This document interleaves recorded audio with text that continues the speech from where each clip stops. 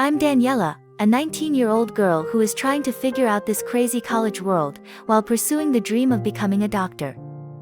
My life is like any other, no big luxuries or branches, but enough excitement to keep me on my toes. My day-to-day life consists of classes, notes, studying and the occasional party with my friends. I live with my boyfriend in a small, but cozy apartment, next to my mischievous cat and my mountain of books. I am one of those people who love the smell of rain and the feeling of being wrapped in a blanket on cold nights. I'm no expert on love, but a year ago I met Lucas. He is 30 years old and works in a marketing company. The funny thing is that we met by chance in a store, and we've been together ever since. Lucas is a sweet and attentive guy. He is always willing to help me with my studies and make sure I have everything I need. Sometimes I feel like he's like my protector who makes me feel safe in a world I'm still discovering. Although sometimes his jokes can be a bit heavy and make me angry, I know it's his way of getting a smile out of me. Our relationship is comfortable, even though we are not at the point of talking to each other about long-term plans. It is nice to have someone to lean on. Some might say I'm too young to be in a serious relationship, but the truth is I don't care what they say. We get along, share laughs and worries, and that's what college is, a whole world, but I have Lucas to give me a boost when things get tough. Between classes and homework, finding time for us can be a challenge, but we always manage to make it work. We spend evenings watching movies in the apartment, exploring new places to eat, and occasionally go out with friends to keep things balanced. I don't know if it's fate or just a lucky coincidence, but the truth is that Lucas has been a constant support. Although I sometimes wonder if I'm missing something at this stage of my life, I know that being with him makes me happy. I don't know much about love, but what I have with Lucas feels real, no branches or cheesiness, just a kind of comfort that fits well with me. So this is my life, a mix of books, coffee, laughter, and that cute guy who always brings me my favorite hot chocolate. Things are simple and that makes me happy. What more could I ask for? Although, as I told you at the beginning, this college world has its surprises, and one of them came unexpectedly. College life can be a real mess, and I was not exempt from it. A day like any other, but with an overwhelming load of exams and assignments left me exhausted.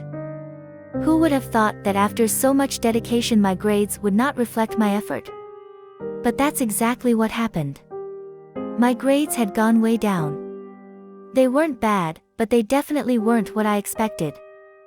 Redoing the semester was a frightening prospect, a detour in my path that I was not willing to accept.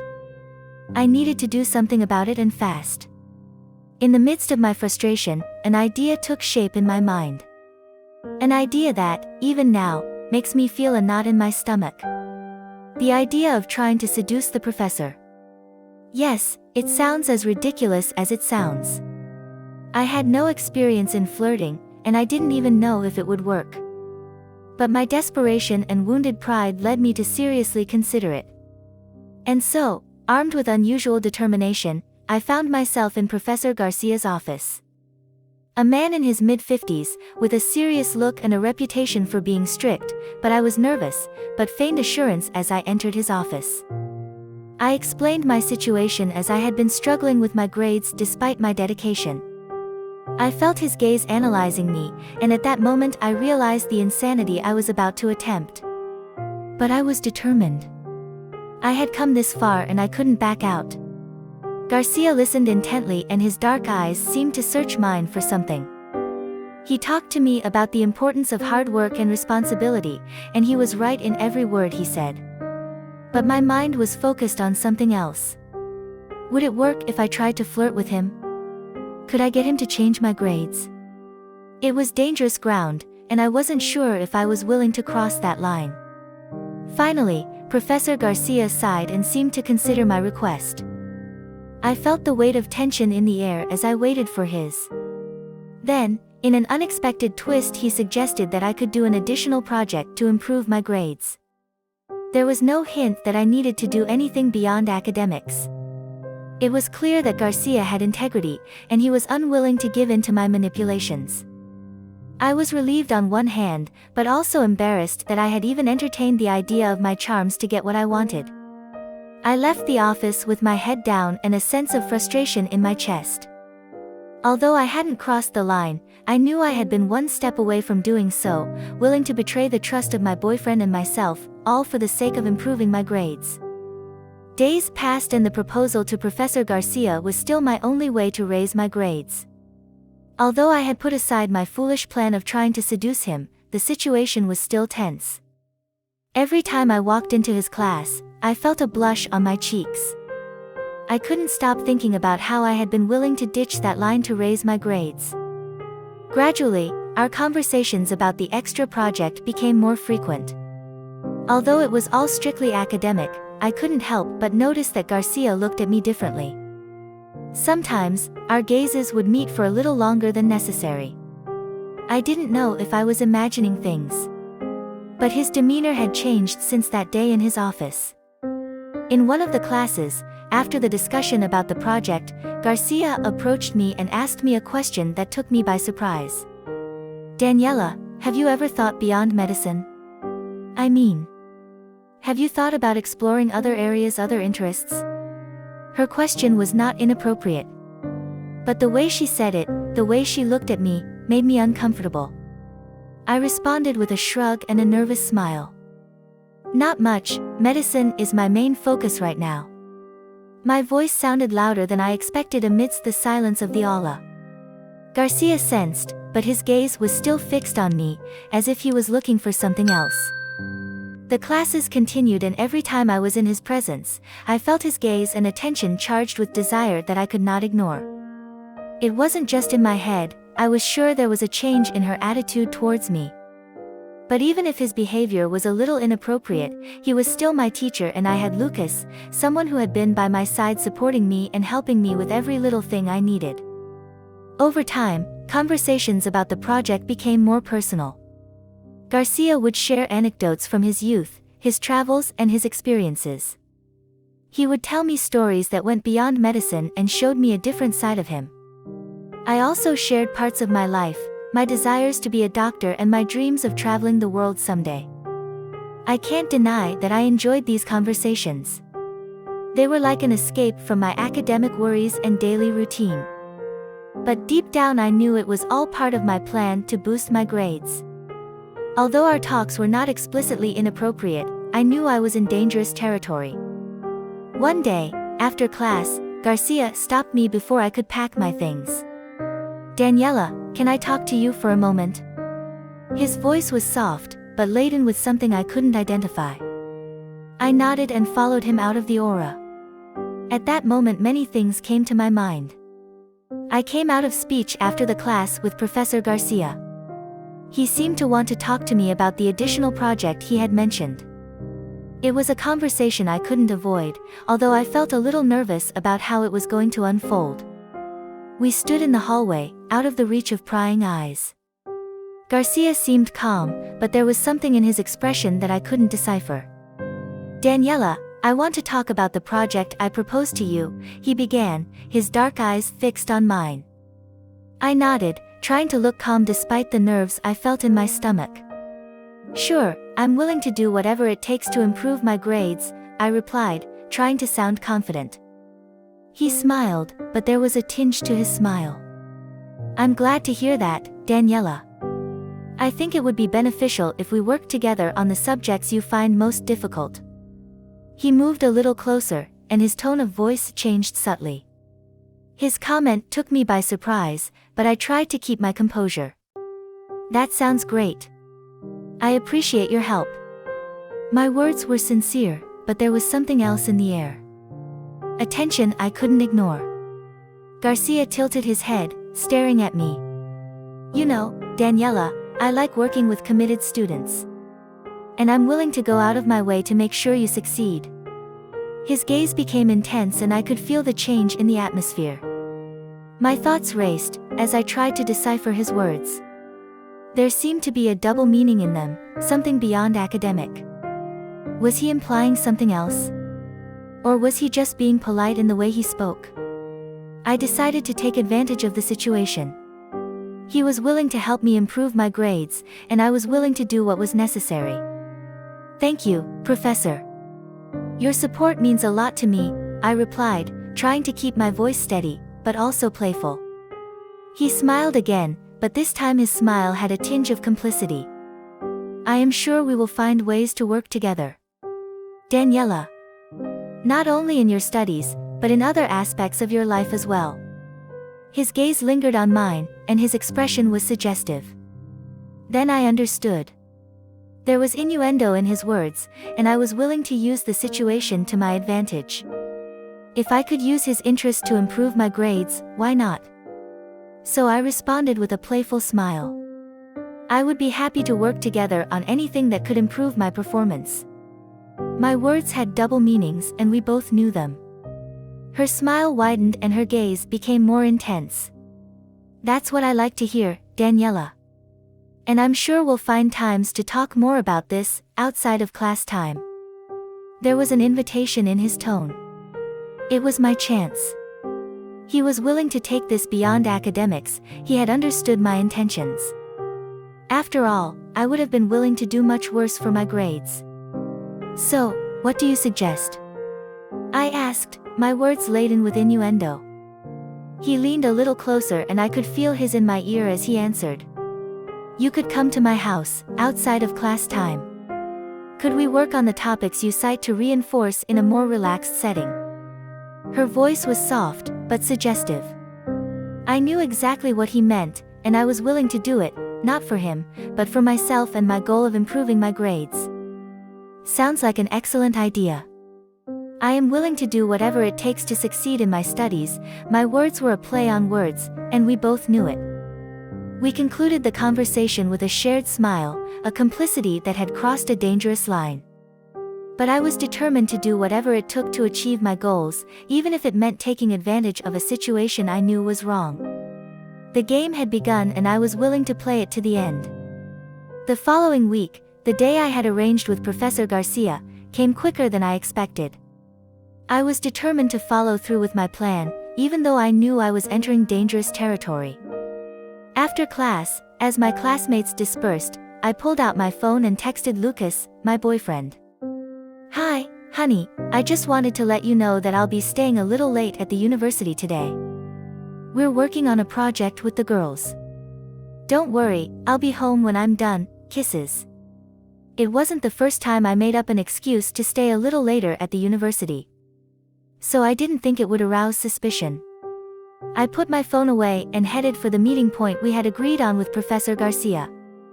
We had decided to meet a few blocks away from the university in a place where we would not run the risk of being seen by acquaintances.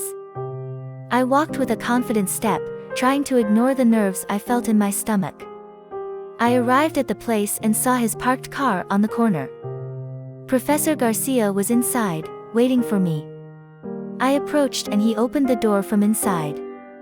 "Hello, Daniela. Get in," he said with a smile that made me feel uncomfortable. I got into the car and we looked at each other for a moment. There was a tension in the air, an anticipation I couldn't ignore. I knew what was going in, but I went ahead with my plan. "Thanks for this," I said, trying to sound calm. He nodded and put the car in gear. "No problem, Daniela. I'm here to help you," he replied with a tone that denoted something else. The trip was a little tense. We talked about academic issues, but we both knew there was more to our conversation. We arrived at her house and I walked in, trying to look confident. It was the first time I had been in her personal space and the feeling was strange. We went into the living room and sat down on the couch. Professor Garcia began to explain to me some concepts that I had had difficulty understanding in class. It was evident that he knew what he was doing, but there was also something in his eyes. As we continued to talk about academics, the innuendos were still present. I couldn't help but play the game, responding to his comments with double entendres. The tension kept building, and we both knew we were in dangerous territory. Finally, Professor CIA stopped talking about academics and leaned a little closer. "Daniela, I'm here to help you with whatever you need. Not just in your studies, he said in a soft but intentionally charged voice. My thoughts raced as I took a breath, trying to process what was happening. It was clear that we were crossing the line, that we were about to take a path from which there was no turning back. But I was determined to do it, to go through with my plan. I appreciate your help very much. And I'm willing to do whatever it takes to improve my grades, I said, my words laden with innuendo. He smiled and his gaze became more intense.